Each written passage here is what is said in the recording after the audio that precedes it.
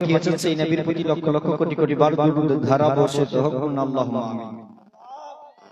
আমি পবিত্র কোরআন থেকে একখানা আয়াত কারিমা তেলাওয়াত করেছি। মহান রব্বুল আলামিন বলেন, ইয়া আইয়ুহান নাসু কাদ জাআকুম বুরহানুম মির রাব্বিকুম, হে পৃথিবীর মানুষ সম্প্রদায়, তোমাদের নিকটে আল্লাহর তরফ থেকে একটি বুরহান এসেছে, একটি দলিল এসেছে, একটি মুজিজা এসেছে। জোরে বলুন সুবহানাল্লাহ। মুজিজাটা কে? মুজিজা কে? আল্লাহ পাক রব্বুল আলামিন হযরত আদম আলাইহিস সালামকে দুনিয়ার বুকে পাঠিয়েছিলেন, একটা মুজিজা দিয়ে পাঠিয়েছেন। হযরত শীস আলাইহিস সালামকে দুনিয়ার বুকে পাঠিয়েছেন, মুজিজা দিয়ে পাঠিয়েছেন।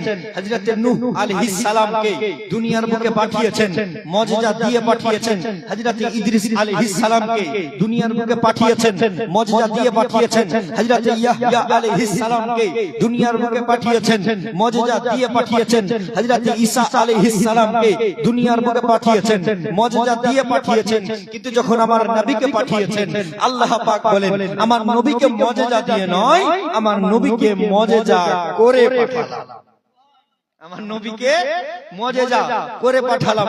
হে বাপজি, আমার মুসলমান ভাইরা, আমার নবী নিজেই হলেন মুজিজা। এবার আসেন, নবী করিম সাল্লাল্লাহু তাআলা আলাইহি ওয়াসাল্লাম কতদূর জ্ঞান ছিল, কতদূর ছিল না জানা দরকার আছে তো। এখন কিছু মানুষ বেরিয়েছে যারা রাসূলুল্লাহ সাল্লাল্লাহু তাআলা আলাইহি ওয়াসাল্লামের ইলমে গায়বকে অস্বীকার করে, নবীর ইলমে গায়বকে মানতে পারে না। বলেন তো, ইলমে গায়ব এটা হলো আরবি শব্দ, এর যদি বাংলা করেন তাহলে হবে অদৃশ্যের জ্ঞান। কি হবে? অদৃশ্যের জ্ঞান। বলেন, অদৃশ্যের জ্ঞানকে আরবিতে গায়ব বলা হয়। সেই নবী পাক সাহেবে আওলাদ সাল্লাল্লাহু তাআলা আলাইহি সাল্লাম যদি গায়ব না জানতেন, বলেন তো একদিন মরে যাব, কবরে চলে যাব, কবরে যাওয়ার পরে কবরে কয়টি প্রশ্ন হবে আমাদের সবার জানা? তিনটি প্রশ্ন হবে। কবরে তিনটি প্রশ্ন হবে। কেমন করে জানলেন? যদি মৌলভীকে জিজ্ঞাসা করেন, এতক্ষণ ধরে বললেন নবী ইলমে গায়ব জানে না, নবী অদৃশ্যের খবর জানে না, তো কি করে বললেন? বলেন তো, নবী যখন বলে তখন দুনিয়ায় ছিল না, কবরে কোথায় ছিল? দুনিয়ায়। এখন আমি আপনাদের সামনে বলছি, কবরে থাকলে বলতে পারবো? কবরে থাকলে বলতে পারবো না। নবী মুস্তাফা সাল্লাল্লাহু তাআলা আলাইহি ওয়াসাল্লাম পৃথিবীর জমিনে বসে বসে নবী সংবাদ দিচ্ছেন, হে মানুষ সকল শুনে রেখে দাও, যখন তোমরা মরে যাবে কবরে তিনখানা প্রশ্ন হবে। এটা অদৃশ্যের খবর নয়? অদৃশ্যের খবর কি না? এবার আসেন আরেকটু এগিয়ে নিয়ে যাই। আমরা সকলেই জানি, যখন মানুষ সকল মারা যাবে, দুনিয়া তাবাহ হয়ে যাবে, একদিন কিয়ামত সংগঠিত হবে। কিয়ামতের দিন কেমন হবে? তো সাহাবায়ে কেরামগণকে রাসূলুল্লাহ সাল্লাল্লাহু আলাইহি ওয়াসাল্লাম শিক্ষা দিচ্ছেন, শোনো, কিয়ামতের দিন এমন একটি দিন হবে যেই দিনে মা মেয়েকে চিনবে না, বাবা ছেলেকে চিনবে না। মাথা থেকে 1.5 হাত উপরে সূর্য হবে। 1.5 হাত উপরে।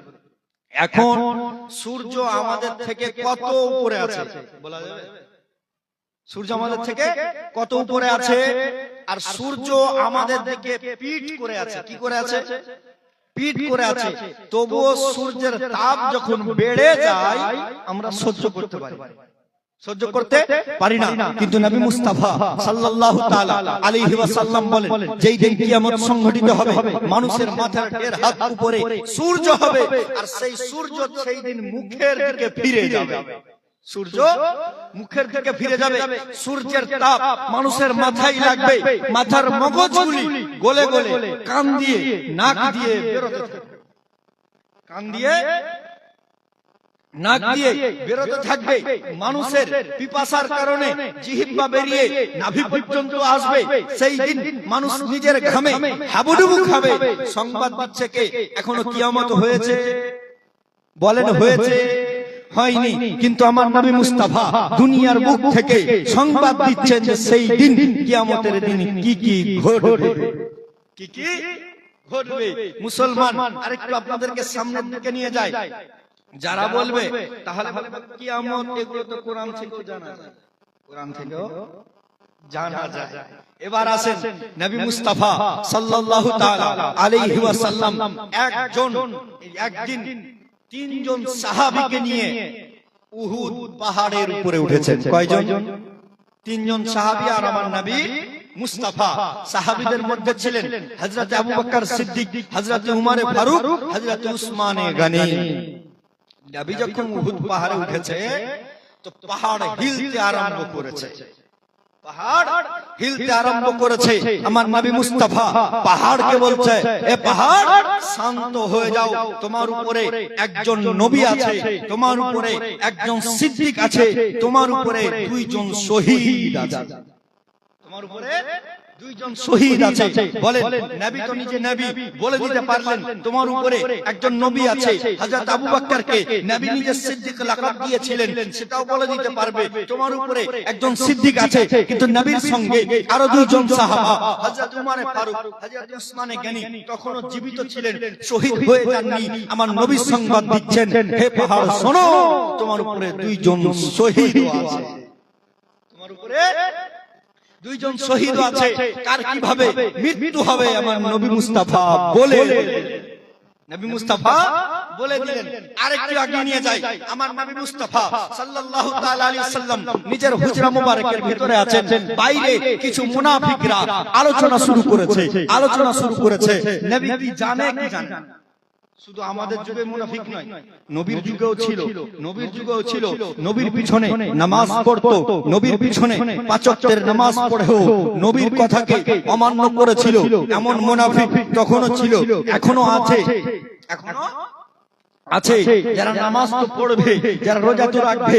রাসূলুল্লাহ সাল্লাল্লাহু আলাইহি ওয়াসাল্লাম বলেন, কিয়ামতের পূর্বে 73টি দল হবে, 73টি দলের মধ্যে 72টি দল জাহান্নামে যাবে, একটি মাত্র দল জান্নাতে যাবে, একটি মাত্র দল জান্নাতে যাবে। সাহাবায়ে কেরাম জিজ্ঞাসা করলো, ইয়া রাসূলুল্লাহ, ইয়া হাবিবাল্লাহ নবী, যেই দলটি জান্নাতে যাবে সেই দলটি কোন দল? আমার নবী বললেন, সেই দলটি আমার দল এবং আমার সাহাবীদের দল, আমার দল এবং আমার সাহাবীদের দল। আল্লামা ইবনে তাইমিয়া লিখছেন, সেই দলটির নাম হবে আহলে সুন্নাত ওয়াল জামাত। আহলে সুন্নাত ওয়াল জামাত। কোরআন শরীফ সূরা আলে ইমরান আয়াত নম্বর 106 এর মধ্যে আল্লাহ পাক বলেন, কিয়ামতের দিন দুই কোয়ালিটির মানুষ হবে। এক কোয়ালিটির মানুষ যাদের চেহারা দিয়ে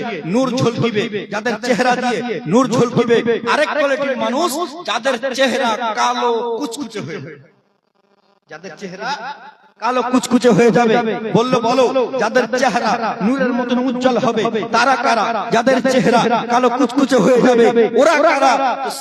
সেই তাফসীরের মধ্যে লিখছেন যে যাদের চেহারা নূরময় হবে, যাদের চেহারা উজ্জ্বল হবে, যাদের চেহারা নূরের মতো ঝলমল করবে, তারা হবে আহলে সুন্নাত ওয়াল জামাতের ব্যক্তি, তারা হবে নবীকে মাননেওয়ালা ব্যক্তি, নবীকে মাননেওয়ালা ব্যক্তি।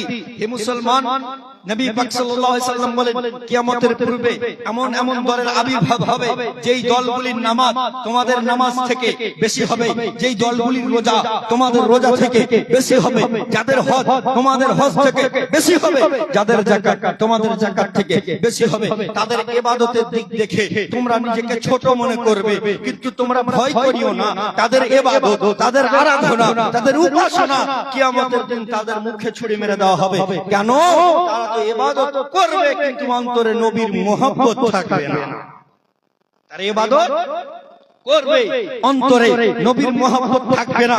এবার বলেন, আমরা নবীকে ভালোবাসি কিনা? আমরা নবীকে ভালোবাসি কিনা? নবী আমার বুখারী শরীফ কিতাবুল ঈমানের মধ্যে হাদিস রাসূলুল্লাহ সাল্লাল্লাহু আলাইহি ওয়াসাল্লাম বলছেন, আনা আনাস ইবনে মালিক قال النبي সাল্লাল্লাহু আলাইহি ওয়াসাল্লাম লা ইউমিনু আহাদুকুম হাত্তা আকুনা আহাব্বা ইলাইহি মিন ওয়ালিদিহি ওয়া ওয়ালাদিহি ওয়ান নাসি আজমাইন।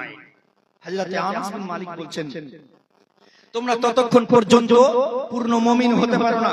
কতক্ষণ পর্যন্ত? যতক্ষণ পর্যন্ত নিজের পিতা, নিজের মাতা, নিজের সন্তান সন্ততির চাইতে নবী মুস্তাফাকে বেশি না ভালোবেসেছো, নবী মুস্তাফাকে বেশি না ভালোবেসেছো। নবীকে ভালোবাসতে হবে, এটা হলো ঈমানের অঙ্গ। এবার বলেন, আপনি আপনার বাবাকে ভালোবাসেন কিনা? ভালোবাসেন তো? বাবাকে ভালোবাসেন না গো? বাবাকে ভালোবাসেন। এবার যদি কেউ আপনার বাবাকে গালি দেয়, আপনার সহ্য হবে? বলেন সহ্য হবে? হবে না। কেন? আপনার বাবা, আপনি বাবাকে ভালোবাসেন, এবার নবীকে যদি বাবার চাইতে বেশি ভালোবাসতে হয়, নবীকে যদি বাবার চাইতে বেশি ভালোবাসতে হয়, তো নবীকে যারা গালি দেয়, নবীকে গালি দেওয়া চলবে না। এবার বলবেন মৌলভী সাহেব শুধু গালি দিয়ে গালি দেওয়া হয়, শুধু খারাপ ভাষা ইউজ করলে গালি দেওয়া হয় না। আপনার বাবা যতই লেখাপড়া না জানো, যতই লেখাপড়া না জানো, ওকে যদি 10টা মানুষের সামনে কেউ আপনার বাবাকে মূর্খ বলে, আপনার সহ্য হবে? বলেন সহ্য হবে? 10টা মানুষের সামনে যদি বলে দেয় তোর বাপ মূর্খ, সহ্য হবে না। কিন্তু যারা আমার নবী মুস্তাফার উম্মত দাবি করে, নবীকে নবী মেনে, নবীর প্রতি বিশ্বাস রেখে, নবীর নামে কলমা পড়ে, যারা বলছে নবীর আক্ষরিক জ্ঞান ছিল না, নবীর জ্ঞান ছিল না, নবীর জ্ঞান কতটুকু ছিল? মহান রব্বুল আলামিন বলেন, আর রহমান আল্লামাল কোরআন, ওই রহমান শিখিয়েছেন নিজ মাহবুবকে কোরআন, নিজ মাহবুবকে কোরআন। এবার বলেন, কোরআন এমন একটি সংবিধান, কোরআন এমন একটি কিতাব, যেই কিতাবের মধ্যে পৃথিবীর সবকিছু বিদ্যমান, যে কোরআনে পৃথিবীর সবকিছু বিদ্যমান। মুসলমান সেই কোরআন পৃথিবীর অন্য কোন মাস্টারের কাছ থেকে নয়, পৃথিবীর কোন ডাক্তারের কাছ থেকে নয়, সেই কোরআন আমার নবী শিখেছে স্বয়ং খোদার কাছ থেকে, স্বয়ং খোদার কাছ থেকে। মাস্টারের পড়াই ভুল হতে পারে, মৌলবীর পড়াই ভুল হতে পারে, কোন ডাক্তারের পড়াই ভুল হতে পারে, খোদার পড়ানোর কোনো ভুল হবে না। শোনেন, আল্লাহ পাক নবীকে কত দূর পড়িয়েছেন। এখন মাদ্রাসায় কোন ছেলে যদি ভর্তি হয়, 10 বছর পড়ার পরে ওকে কেরাতের পাগড়ি দাও, 10 বছর পড়ার পরে কেরাতের পাগড়ি দেওয়া হয়, 12 বছর পড়ার পরে ওকে মৌলানার পাগড়ি দেওয়া হয়, 15 বছর পড়ার পরে ওকে মুফতির পাগড়ি দেওয়া হয়, মুফতির সার্টিফিকেট দেওয়া হয়। স্কুল লাইনে যদি দেখেন, 10 বছর পড়ার পরে মাধ্যমিক পাস সার্টিফিকেট দেওয়া হয়, আর 2 বছর পড়ার পরে উচ্চ মাধ্যমিক সার্টিফিকেট দেওয়া হয়, তারপরে বিএ এমএ সব সার্টিফিকেট আছে। এবার যারা বলে নবীর সার্টিফিকেট কি আছে, নবীর সার্টিফিকেট কি আছে, তোমার আল্লাহ পাক বলছেন, মাআল্লামাকা মা লাম তাকুন তাআলাম, হে আমার নবী তোমার সার্টিফিকেট হলো এটা, তুমি যা যা জানতে না আমি আল্লাহ তোমাকে সব শিখিয়ে দিয়েছি, তুমি যা যা জানতে না আমি আল্লাহ তোমাকে সব শিখিয়ে দিয়েছি। তো শিখিয়েছেন কে? শিখিয়েছেন কে? আল্লাহ। শিখিয়েছেন কে? আল্লাহ। আল্লাহ কি বললেন? হে নবী তুমি যা যা জানতে না সব শিখিয়ে দিয়েছি, সব শিখিয়ে দিয়েছি। এবার যদি কেউ বলে নবী জানে না, সেটা নবীর দিকে যাবে না খোদার দিকে যাবে? খোদার দিকে যাবে। আল্লাহ আল্লাহ যে বলবে আল্লাহ পাক তাহলে মিথ্যা বলেছেন না মুসলমান। আমার আল্লাহ পাক রব্বুল আলামিন মিথ্যা থেকে পাক, আল্লাহ পাক রব্বুল আলামিন আকার আকৃতি থেকে পাক, আল্লাহ পাক রব্বুল আলামিন জায়গা থেকে পাক, জায়গা থেকে পাক। এখন কিছু মহিলা যারা কাজ করছে, হঠাৎ করে বৃষ্টি চলে আসে, হঠাৎ করে বৃষ্টি চলে আসে, আর ও বলছে উপরওয়ালা দেখতে পায় না এখনই বৃষ্টি দিল, উপরওয়ালা দেখতে পায় না এখনই বৃষ্টি দিল। মুসলমান বলা চলবে না, কেন? আমার আল্লাহ শুধু উপরে নয় সারা বিশ্বে বিদ্যমান, আমার আল্লাহ সারা বিশ্বে বিদ্যমান। হে মুসলমান, আল্লাহ পাক রব্বুল আলামিন হলেন নিরাকার, আল্লাহর কোনো আকার আকৃতি নাই, আল্লাহর কোন আকার আকৃতি নাই। আল্লাহ পাকের আকার আকৃতি যেই ব্যক্তি আল্লাহর আকার আকৃতিকে বিশ্বাস করবে, যেই ব্যক্তি আল্লাহর আকার আকৃতি মানবে, ইমাম আবু হানিফার মতে, ইমাম শাফির মতে, ইমাম মালিকের মতে, ইমাম হাম্বলের মতে, সে আর মুসলমান থাকবে না। কেন? আল্লাহ পাক নিজে কোরআন শরীফের মধ্যে বলেছেন, লা তুশরিকু বিল্লাহ, তোমরা আল্লাহর সহিত কাউকে শরীক করিও না, আল্লাহর সহিত কাউকে শরীক করিও না। আমার আল্লাহ পাক যদি আকার আকৃতি হয়ে যায়, আল্লাহ পাকের যদি আকার আকৃতি প্রমাণ করতে চাই, তাহলে মানুষের মতো দেহ গঠন হয়ে যাবে। আমার আল্লাহ পাক দেহ থেকে পাক, আল্লাহ পাক রব্বুল আলামিনের কোনো দেহ নাই, আল্লাহ হলেন নিরাকার। হে মুসলমান, আল্লাহ পাক রব্বুল আলামিন নিরাকার, এটা আমাদের সকলের বিশ্বাস, সকলের বিশ্বাস। তারপরে পরে মুসলমান আল্লাহ পাক রব্বুল আলামিন যেমন সারা পৃথিবীকে একই রকম ভাবে দেখতে পায়, সেই মতো ভাবে আল্লাহ পাক রব্বুল আলামিন আমার নবী মুস্তাফাকে সেই পাওয়ার দিয়েছেন। সেই নবী মদিনা থেকেও আশিকদের দুরূদ ও সালামকে শুনতে পায়, আশিকদের দুরূদ ও সালামকে শুনতে পায়। কালকে বলছিলাম যে কোন ব্যক্তি যদি একতলা ছাদের উপরে ওঠে, তো একতলা থেকে নিচে যে কোনো জিনিস আছে তার দেখতে অসুবিধা হবে? অসুবিধা হবে? হবে না। যে দুই তলাতে উঠে যাবে তার দুই তলার নিচের জিনিসগুলি দেখতে তার অসুবিধা হবে না। যত উপরে যাবে নিচের দূর দূর ক্লিয়ার হবে, নিচের দূরটা ক্লিয়ার হবে। যখন আপনি 5 তলায় উঠে দেখবেন তো কালিয়াচক পর্যন্ত দেখতে পাবেন। এবার যদি 10 তলায় উঠেন তো চোখ যাবে মালদা পর্যন্ত, চোখ যাবে মালদা পর্যন্ত। তো 5 তলায় উঠে কালিয়াচক দেখতে পেলেন, 10 তলায় উঠে মালদা পর্যন্ত দেখতে পেলেন। তা আমার নবী মুস্তাফা 5 তলা 10 তলাতে নয়, আল্লাহর 7 তলা আসমান ভেদ করে আরশের উপরে গিয়ে সারা পৃথিবীকে দর্শন করেছেন, সারা পৃথিবীকে দর্শন করেছেন। সেই নবীর ব্যাপারে আকীদা কেমন রাখবেন, সেই নবীর ব্যাপারে আকীদা কেমন হবে, নবীর ব্যাপারে যদি আকীদা দুর্বল হয়ে যায় তাহলে কি হবে? মুসলমান আপনি বলেন একটি গাছ আছে, ওই গাছের যদি ডাল কেটে দেন ও গাছ বাঁচবে? গাছটা বেঁচে যাবে।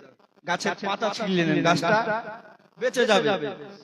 গাছের ফুল ফল পেড়ে দিলেন, ওই গাছটা বেঁচে যাবে।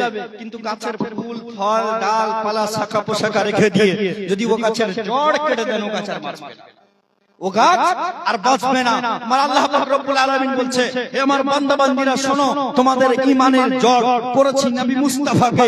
ঈমানের জড় নবী মুস্তাফা। নামাজ, রোজা, যাকাত, হজ কোনটা ঈমানের ডালের শাখা, কোনটা পোশাখা, কোনটা ফল, কোনটা ফুল, কিন্তু ঈমানে বৃক্ষের জড় হচ্ছে আমার নবী মুস্তাফা।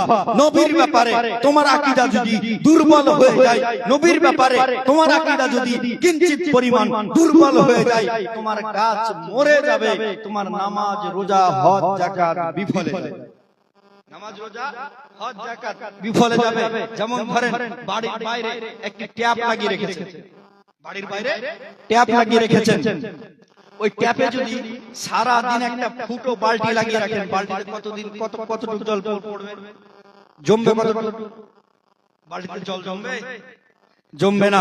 আমার আল্লাহ পাক রব্বুল আলামিন বলছেন, বান্দা শোনো, যেমন ফুটো বালতি লাগিয়ে রাখলে তোমার সেই বালতিতে কোনো জল পৌঁছবে না, সেই মতো হবে ঈমান এটি হচ্ছে একটি বালতির ন্যায়। সেই বালতি যদি, সেই ঈমানের বালতি যদি তোমার ফুটো হয়ে যায়, তুমি তো নামাজ পড়বে, রোজা রাখবে, হজ করবে, যাকাত দিবে, যখন তোমার আমল সেই ঈমানের বালতিতে ঢালা হবে, সেই ফুটো দিয়ে বেরিয়ে যাবে, ফুটো দিয়ে বেরিয়ে যাবে। তাই নবীর ব্যাপারে নিজের আকীদা সাফ রাখবেন যে নবী মুস্তাফা সাল্লাল্লাহু তাআলা আলাইহি ওয়াসাল্লাম হলেন ইলমে গায়বের সংবাদদাতা। বুঝতে পারলেন? নবী ইলমে গায়ব জানেন কি জানেন না? জানেন। নবী মুস্তাফা ইলমে গায়বের সংবাদদাতা। নবীর ব্যাপারে আমাদের আকীদা আল্লাহ পাক রব্বুল আলামিন যেন আমাদের সকলের আকীদার হেফাজত করেন, আল্লাহুম্মা আমিন। আমি পবিত্র কোরআন থেকে আয়াত কারিমা তেলাওয়াত করেছিলাম। মহান রব্বুল আলামিন নিজেই বলেন, ইয়া আইয়ুহান নাসু কাদ জাআকুম বুরহানুম মির রাব্বিকুম, হে মানুষ সম্প্রদায়, তোমাদের কাছে আমি আল্লাহর পক্ষ থেকে একটি দলিল গিয়েছে, একটি বুরহান গিয়েছে, একটি মুজিজা গিয়েছে, একটি মুজিজা গিয়েছে। আল্লাহ পাক রব্বুল আলামিন আমাদের সকলকে আহলে সুন্নাত ওয়াল জামাতের উপর দায়েম কায়েম রাখুন, আমিন ইয়া রাব্বাল আলামিন। আসসালামু আলাইকুম ইয়া আসসালামু আলাইকুম ওয়া রাহমাতুল্লাহি ওয়া বারাকাতুহু।